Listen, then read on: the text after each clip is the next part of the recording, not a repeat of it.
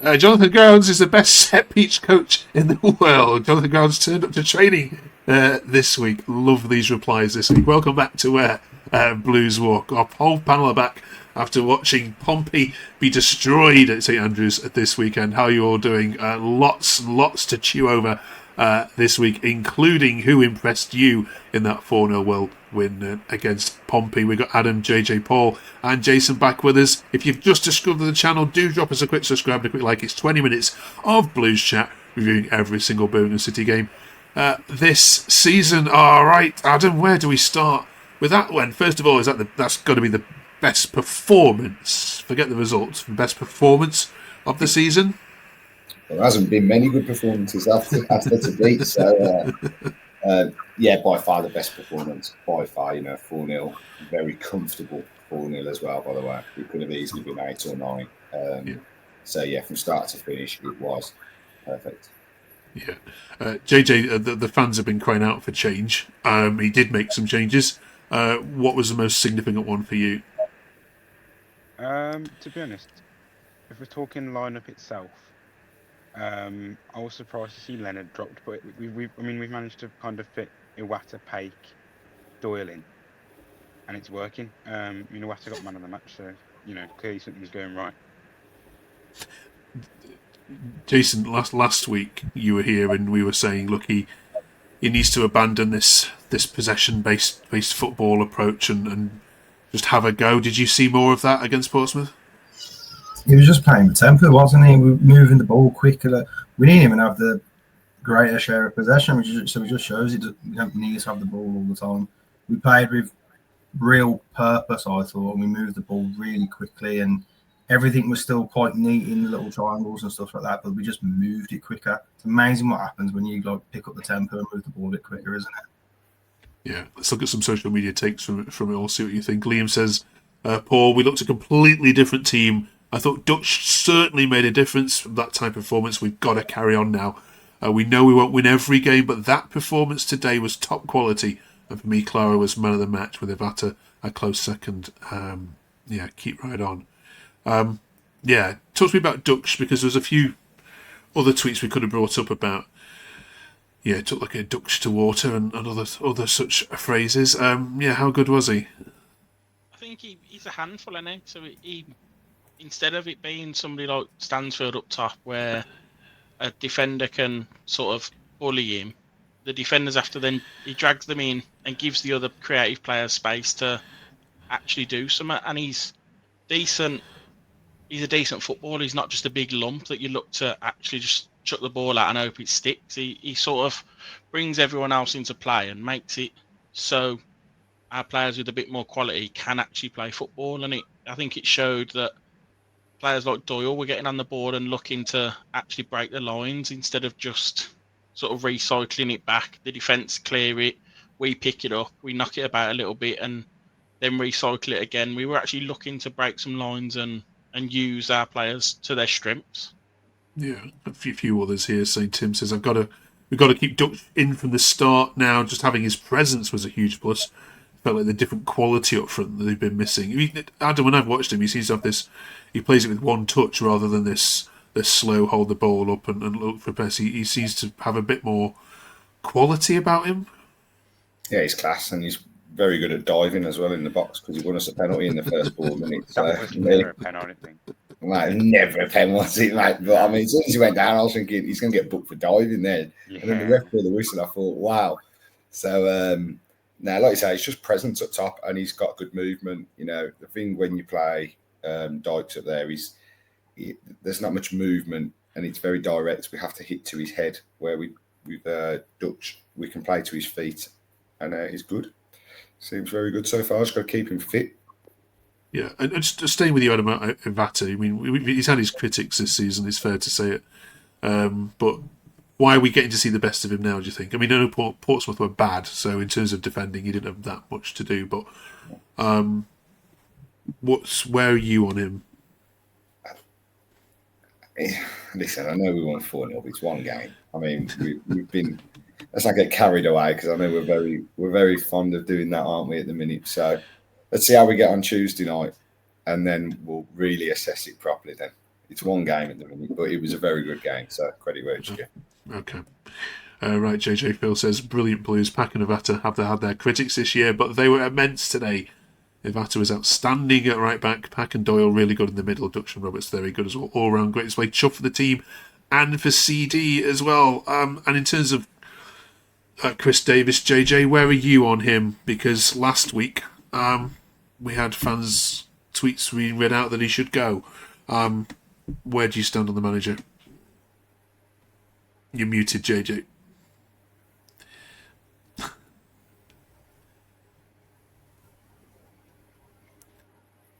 Hear me now? Yes, can you? Sorry, my headphones are disconnected. Anyway, Chris Davies, I think you got to keep the faith with him. Philosophy, you know, we've all seen there have been times where it should have kind of worked out, like Bristol. We've had the ball quick, just not been able to do anything with it. Portsmouth, I think Saturday, it clicked. And I think, you know, the performances haven't always been bad. It's just bits and pieces, such as not putting the ball in the net. All right, Jason, who else impressed that we haven't already commented on then? I think Tommy Doyle was fantastic for me. Absolutely fantastic. Every time he got the ball, he was looking for a forward pass. As to be fair, the rest of them, but I just for me, there is no argument you could even think about dropping that man anymore. And I know people might disagree for Leonard and stuff like that, but for me, Tommy Doyle for me was my man match. I thought he was absolutely superb. Tommy Doyle. Okay, Paul. Anybody else? Yeah, I think Paik had a really good game when he gets into a further forward, and he's not just sat in the midfield. But I think Tommy Doyle was the standout. Clara and Newman looked solid, and then Iwata at right back, I think, had a real standout performance coming into the midfield as well, not just sort of playing that new inverted like right back role. I think he did it really well. I mean, you've got Millwall, Adam, on Tuesday night, and you know what you're going to get with Millwall. I mean, does he need to tweak and change it again because of what's coming at you on Tuesday night? Nah, they're going to go long. They're going to go big. I think Clara and Newman will handle that. I'm just hoping Patrick Roberts, because I think for me, he don't get enough praise. He ripped Pompey apart down the right in that first half. Absolutely, they could not control him. And he's a player that I've always liked, even when he was at Sunderland. So I'm just praying we have him, because he's that bit of magic in our squad at the minute. Yeah. Okay.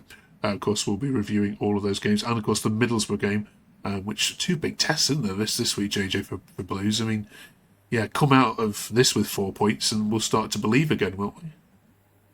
Yeah, I mean, to be honest, I think going to Middlesbrough, I'm not expecting anything beyond a draw. I think anything above that's a bonus. Millwall, again, they're in good form. We're at home. I'd like to take 2 points out of those two, really. If we get one at the end of the world, but I think that's that on it. Okay.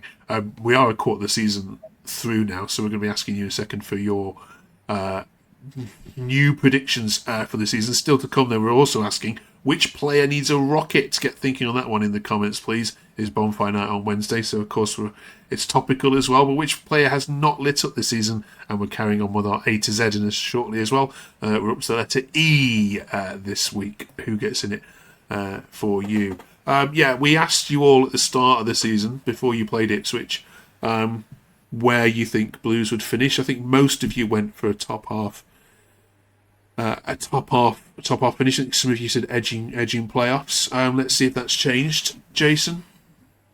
I mean, my guess was horrific, let's be honest. I had us second, so if we just have a really solid season, I'd take 11th, 10th at this point. It's just like, as long as we can have a solid season, I'm happy in the build next year. All right. Paul? I still think a push to the playoffs isn't out of the question. I don't think if we can keep performances like Saturday going, there's no reason why a push towards the playoffs. I'm not saying we're going to get in there, but a push towards it isn't a feasible thing. Okay. Adam? I think if we can get Kyogo firing and adding some goals, I think we'll get top 10. I think, like you say, get a little bit of a run and a bit of momentum, bit of luck go our way. We might nick into the playoffs, but somewhere between 10th and 6th, I would predict us. JJ? You know what? I can't really bear predicting the championship because it's so unpredictable. Anyone could beat anyone. That being said, though, I think I'm agree with Adam on top 10. I think we've got the squad capability of finishing top 10. It's just as long as we're not having too many injuries. Okay. Right then, we're also, as we said, asking, because it's Bonfire Night on Wednesday, who needs a rocket? Which one player this season hasn't lit up the league as you thought they might? I think I know where this is heading from all of you, but let's see if I'm right. Paul? Kyogo. Surprise. Yeah. Jason? Yeah, it's Kyogo. Adam? Oh, I can't say his name, mate. I like Kyogo. There's something about him. I'm going to have to try and pick someone else. I don't know. Jonathan Grounds, set pieces. And I was slagging him off rotten a couple of weeks ago, saying he was terrible and we needed to get rid of him. And then we scored 3 set pieces the weekend. And That's what I've done it. I've done it just for the comments. I've done it for the comments, just to get the comments going. I basically wanted him executed a few weeks ago. Yeah, it's on video. This week, I'm like, he's the best thing since sliced bread. First, I was like, who needs a set piece coach? Now I'm like, they're the best thing ever. Yeah. I've got a name for you. Asai Samuel. Bar Ipswich, I don't think he's been that good since then. Hence why you've got Iwata playing at right back. I think if Laird was fit, he would be in the starting 11. I don't think he's been amazing since Ipswich from there. JJ? I was going to go Brighton. To be honest, I think it's kind of shown how much you've actually misled.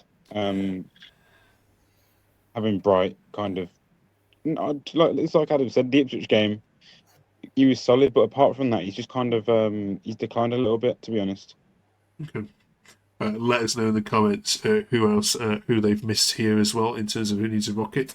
And finally, we're doing the A to Z of Birmingham City. We've been here now, filling this in for the last couple of weeks is a little bit of fun, and also be able to talk about some decent players as well for once.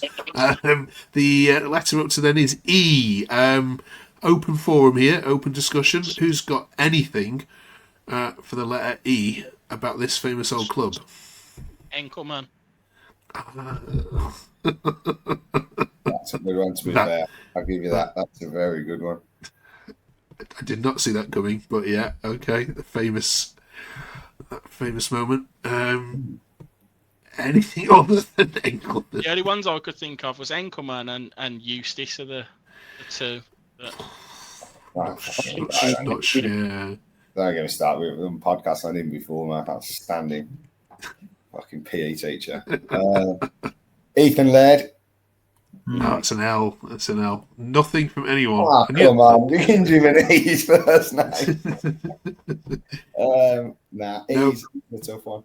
The only player that I can think of from an E is David Edgar, and I don't even remember him playing many games. I think I'm touching it. Neil, yeah. He was a donkey as well, that one. Right, okay.